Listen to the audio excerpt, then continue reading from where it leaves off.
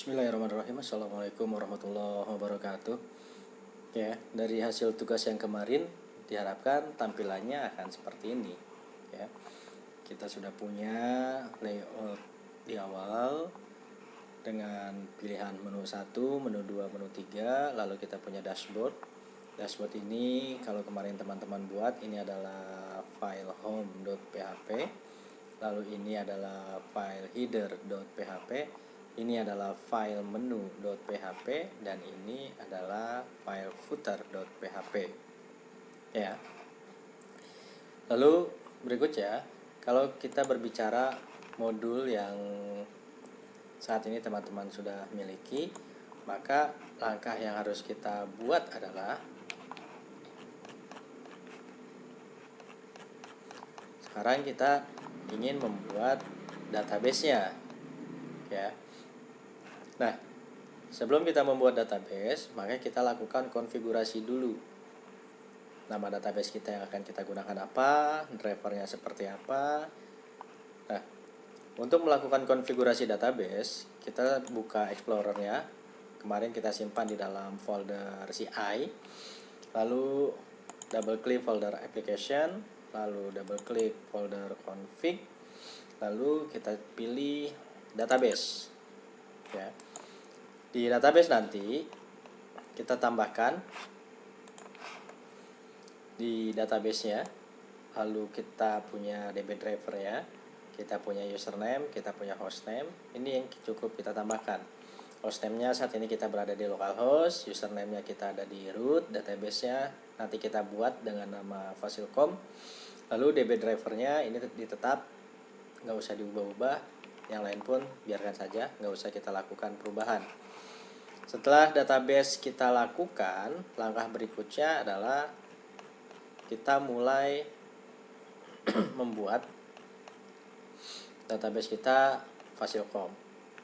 Nah, rancangannya harapannya kita mau buat seperti ini. Ya. Harapannya kita mau buat seperti ini. Ada relasinya one to many. Ya. Silakan teman-teman buat database-nya dengan nama Fasilkom. Lalu buat table dengan nama M Group Product dan juga M Subgroup Product. Nah, teman-teman boleh melakukan copy paste seperti ini, tapi harus hati-hati karena ada beberapa jebakan di sini. Yang pasti kalau teman-teman mau buat berdasarkan GUI-nya atau menggunakan phpMyAdmin, silakan. Lalu selanjutnya direlasikan, hasilnya seperti ini. Ya. Langsung kita mulai. Kebetulan saya di sini menggunakan SQL Yoke. Lalu saya buat di sini nama database kita adalah Fasilkom. Kita create. Oke, kita sudah punya database Fasilkom. Lalu berikutnya kita buat tabel ini. Ya, saya hanya biar cepat saja. Kita buat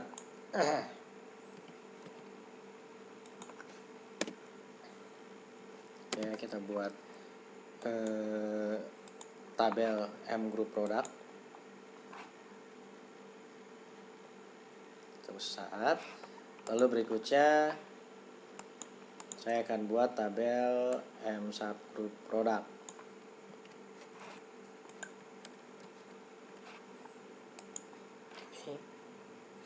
Maka harapannya ketika dilakukan proses desain, tampilannya seperti ini, sesuai dengan yang direncanakan di awal. Ini, ya. Nah, sudah menjadi database saya dengan nama Fasilkom, lalu M Group Product dengan M Subgroup Product. Lalu selanjutnya kita mau ngapain? Nah, karena yang menjadi acuan adalah aplikasi kita ini, saya ingin punya grup produk dan juga subgroup produk. Lalu apa yang harus kita ubah? Saat ini teman-teman silakan buka file dengan nama menu.php. Ya, sesuai dengan panduannya. Lalu teman-teman lakukan perubahan ini ya, di menu 1, lalu lakukan perubahan di sini dan juga lakukan perubahan ini. Kalau sebelumnya grup produk ini menjadi sub menu 1, sub grup produk menjadi sub menu 2, lalu ubah jadi grup produk dan juga sub grup produk. Lalu berikutnya, kalau sebelumnya kita punya ref-nya ini hanya sebatas crash, maka kita buat seperti ini, php echo site url group product, lalu site url subgroup product ya. Seperti yang sudah saya informasikan pada pertemuan sebelumnya, ketika kita menggunakan echo site url group product, maka nanti grup produk ini akan dicari pada folder controller kita ya. Dia akan dicari pada folder controller, pun demikian dengan subgroup product. Ini pun sama. Nanti kita akan buat file group product dan juga file subgroup product pada folder controller. Setelah ini selesai, berikutnya kita jalankan aplikasi web kita, maka tampilannya akan menjadi seperti ini ya. Ini baru satu langkah untuk menambahkan menu. Nah, untuk berikutnya, sesuai dengan tema yang teman-teman pilih sebelumnya, bahwa katakanlah teman-teman ada yang memilih retail apotek atau jasa laundry misalkan, maka mulai dari saat ini silakan teman-teman buat menu-menunya yang berhubungan dengan pilihan yang sudah teman-teman tentukan sebelumnya ya. Ini menjadi tugas lanjutan yang harus dikumpulkan nanti sebelum pertemuan minggu depan ya. Ini baru sebatas menambahkan menunya. Oke, silakan teman-teman eksekusi terlebih dahulu. Nanti setelah ini selesai, kita lanjutkan pada pembahasan berikutnya. Selanjutnya, setelah teman-teman berhasil membuat menu, maka langkah berikutnya adalah kita buat file dengan nama group product.php yang disimpan pada folder controller ya. Lalu selanjutnya teman-teman buat scriptnya menjadi seperti ini. Oke, kemarin teman-teman sudah punya load view, header, load view menu. Berikutnya di sini kemarin itu adalah home, lalu berikutnya footer. Nah, untuk menu-menu berikutnya, maka di baris ketiga ini akan kita sesuaikan dengan menu kita. Kalau sekarang kita buat menu dengan nama group product, lalu kita buat controller untuk group product, maka view-nya yang kita pakai, kita gunakan group product underscore view. Setelah ini, berikutnya kita buat file dengan nama group product underscore view pada folder view ya. Nah, sebelumnya juga saya sudah informasikan, jika kita hanya pilih segmen yang kedua tanpa ada segmen ketiga, maka script tersebut akan mencari defaultnya adalah index ya. Kalau sekarang kita punya grup produk, maka grup produk ini berikutnya akan mencari defaultnya, yaitu function index. Maka ini yang akan dieksekusi berikutnya. Oke, berikutnya setelah teman-teman berhasil membuat ini, langkah selanjutnya kita script ini teman-teman boleh simpan di dalam folder controller ya. Lalu ini grup produk ya. Yang dilihat yang banyak ini karena ini nanti akan kita gunakan jika semuanya sudah selesai. Oke, ini saya bersihkan dulu, maka nanti harapannya di folder controller untuk group product.php ini yang menjadi script utama kita ya. Setelah ini berikutnya kita buat file dengan nama group product.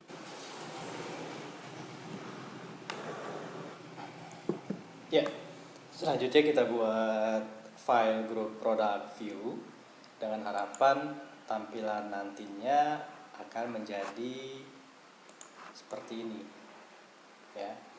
Jadi silakan diikuti step by stepnya agar teman-teman mampu bagaimana caranya membuat data grid kita, bagaimana nanti caranya menambahkan data kita, bagaimana caranya menyimpan data kita, lalu nanti bagaimana teman-teman bisa menampilkan data pada data grid, juga bagaimana menghapus data, ya. Itu poin-poin yang sangat penting ketika kita buat aplikasi. Nah, sekarang kita buat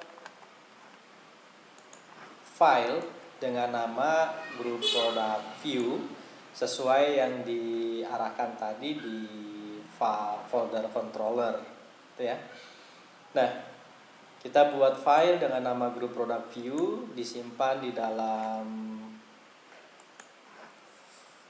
folder view.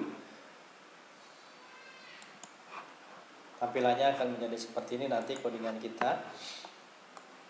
Posisi yang pertama ini akan menjadi breadcrumb kita, akan menjadi header kita.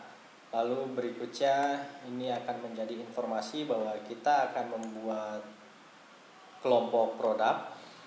Lalu data-datanya apa saja sih yang ingin kita tampilkan di data grid produk, ya. Lalu berikutnya kita punya ini, ya. Kita punya table, ID-nya adalah data table. Lalu kita punya heading, kita punya nomor, kita punya kolom kategori produk, dan kita nanti tambahkan ini, ya. Ini untuk tambah datanya. Yang kita gunakan adalah icon FA Search Plus. Nah, nanti kita akan bermain dengan JavaScript-nya. Ketika kita berbicara saya mau panggil form untuk tambah data, maka yang kita gunakan adalah ini, FA Search Plus. Ini akan kita gunakan pada codingan berikutnya. Nah, setelah ini selesai, maka yang diharapkan tampilannya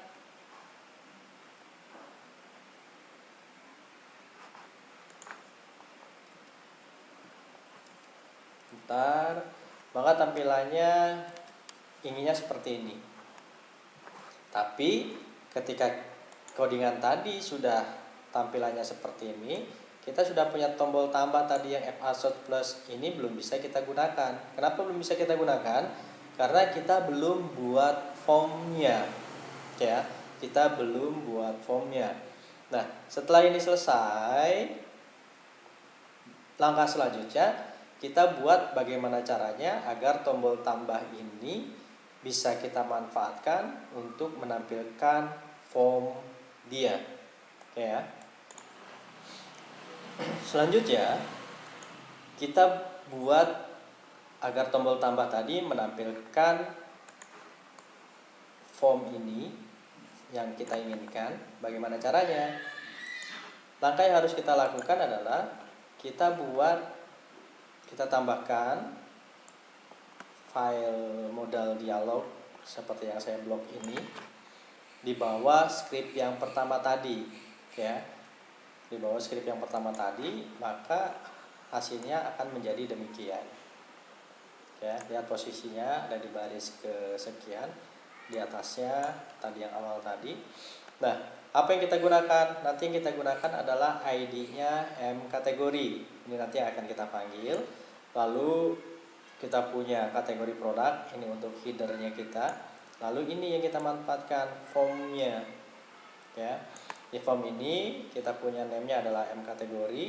Lalu kita punya ID, statusnya kita hidden, ya. Lalu berikutnya kita ingin menambahkan nih, kita buat formnya. Kita punya kategori produk, ya. Kita punya kategori produk.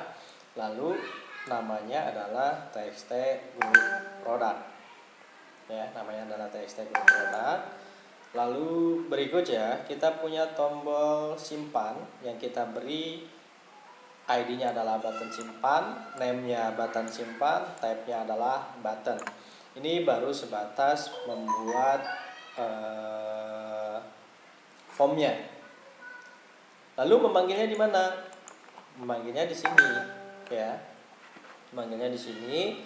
Kita punya tadi ID kita adalah M kategori, maka kita panggil di sini M kategori model show, ya. Lalu berikutnya kita punya, ini kita ganti saja. ID-nya kita punya txt kode produk, ya. Kita punya txt kode produk. Ini nanti kita kosongkan, ini pun sama. Lalu data table ini adalah ID dari table kita. Ini ID dia. Oke ya. Lalu t-head ini dari mana? Kita ambil di sini. Kenapa kita panggil ini? Karena posisi tombol tambah ini berada di dalam t-head ini. Ya. Maka kita panggil data table t-head, lalu fungsinya yang kita gunakan adalah klik. Ketika tombol itu diklik, maka harapannya akan tampil modal ini. Lalu FA Search Plus, ya seperti yang tadi saya sudah informasikan, FA Search Plus itu memanggil ikonnya dia. Ya. Jadi setelah ini nanti berhasil kita buat, harapannya maka ketika tombol ini kita klik,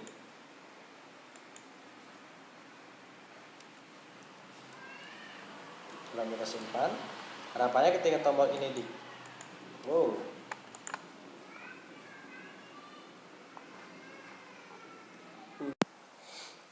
nah harapannya ketika tombol tambah ini kita klik, muncul seperti ini, ya. Nah, kalau ini sudah berhasil, maka langkah selanjutnya adalah bagaimana caranya agar ketika kita pilih tombol simpan, data yang kita isikan di sini ini bisa masuk ke dalam database. Oke, langkah selanjutnya adalah kita tambahkan. Kalau tadi kita sudah buat codingan untuk menampilkan form, maka saat ini atau sekarang kita akan menampilkan bagaimana caranya kita bisa simpan data, itu ya. Nah, dari sini maka lanjutkan dengan proses simpan data ini, ya. Dari simpan data ini selanjutnya kita masih bermain di group view, nih. Maka hasilnya akan berlaku demikian, ya. Ini tombol simpannya. Lalu apa yang harus dilakukan? Yang harus dilakukan adalah teman-teman harus memahami ketika berbicara string post ini, maka kita gunakan base URL, lalu controllernya adalah group product, lalu functionnya adalah function add, ya. Berikutnya kita punya txt kode produk, txt group product. Ini diambil dari txt kode produk ID-nya yang form di atas, lalu txt group product ID-nya dari form yang di atas. Untuk memastikannya kita double klik saja kalau pengguna Notepad++, maka kita akan mengambil ini txt kode produk, lalu berikutnya txt group product, kita ambil ini ID-nya, ya. Ini ketika kita sudah melakukan proses simpan data. Selanjutnya, setelah proses ini berjalan, maka tadi kita akan ke grup produk, ya, kita akan ke grup produk ini, lalu fungsinya adalah add. Ini nanti di modulnya ada, bisa dilihat skripnya seperti apa. Maka berikutnya setelah function add ini kita arahkan kemana sih? Kita arahkan ke grup produk model dengan fungsinya adalah add. Ya, jadi setelah ini berikutnya kita arahkan ke grup produk model, fungsinya adalah add ini. Oke. Lalu berikutnya, karena ini hasil dari form, maka kita gunakan this input post.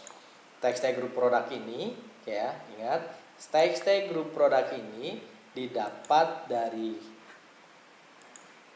grup product view yang sudah kita buat, ini yang kita dapatkan ya, yang di sebelah kiri, bukan yang ini. Kalau yang ini didapatkan dari form tadi di atas. Tapi kalau untuk mengambil yang di grup product model, maka kita mengambil dari posisi yang kiri. Ya, ini harus diingat. Oke, berikutnya kita ke grup product model lagi. Nah, kita sudah dapatkan ini. Maka isian dari teks grup produk dan juga isian dari kode produk disimpan di dalam variabel ini. Ya, ini baru sebatas mengambil data dari grup product view. Selanjutnya, untuk memasukkan data tersebut, kita gunakan script ini, db simple query insert into m group product. Ini adalah nama tabel kita dan ini adalah field kita. Lalu values ini nama grup kita diambil dari variabel ini. Oke. Nah, berikutnya ini jika datanya berhasil disimpan, oke, maka kita buat notifikasi nanti jika message 0, oke, lalu message 1 data berhasil ditambahkan.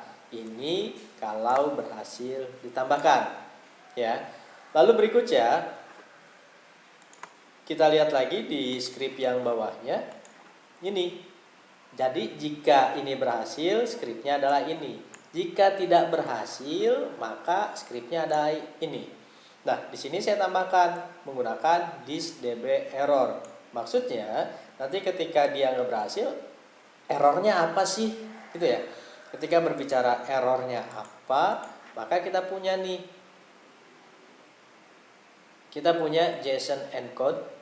Ini untuk mengetahui error yang diberikan itu apa. Nah, kebetulan error yang diberikan adalah pertama kodenya, lalu yang kedua message-nya apa. Maka kita simpan di sini sebagai my.json. Nah, data message 0 ini adalah error, message 1 ini adalah error yang ditampilkan dari db error ini. Ya. Setelah ini selesai, berikutnya kita buat encode-nya seperti apa. Encode ini nantinya akan dibaca pada saat kita di grup product view. Ya. Kalau tadi kan baru sampai sini. Lalu berikutnya setelah kiriman data, maka kita lihat lagi. Ya, diambil di function data. Ya. Lalu berikutnya kita parsing si JSON tersebut dengan scripting ini. Nah, agar ketahuan tadi kita di grup produk itu punya message 0 itu sebagai apa, message 1 itu sebagai apa. Ya, maka hasilnya akan menjadi demikian. Oke. Nah, ketika berbicara message 0 statusnya adalah oke, maka yang ditampilkan ya pesan yang berhasil tersebut seperti apa. Ya.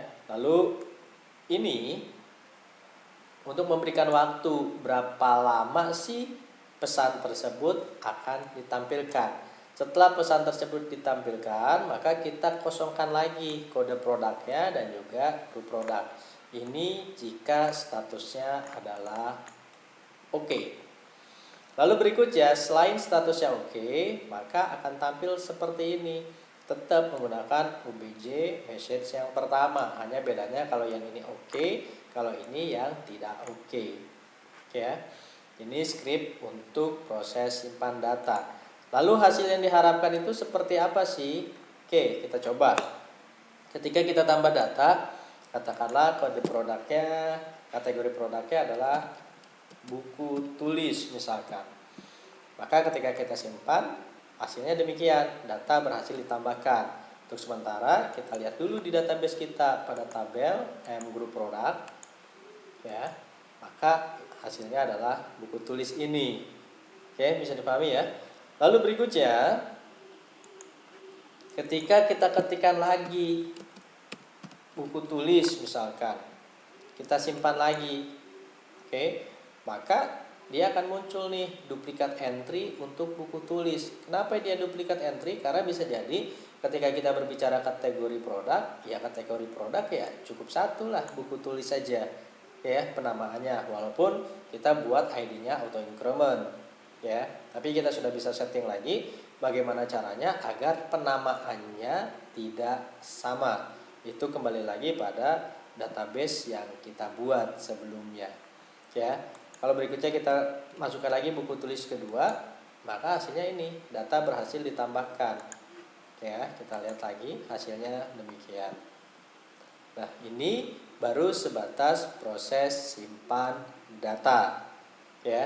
Silakan dieksekusi terlebih dahulu hasilnya seperti apa, sehingga nanti tugas besar teman-teman bisa berjalan dengan baik dan sempurna.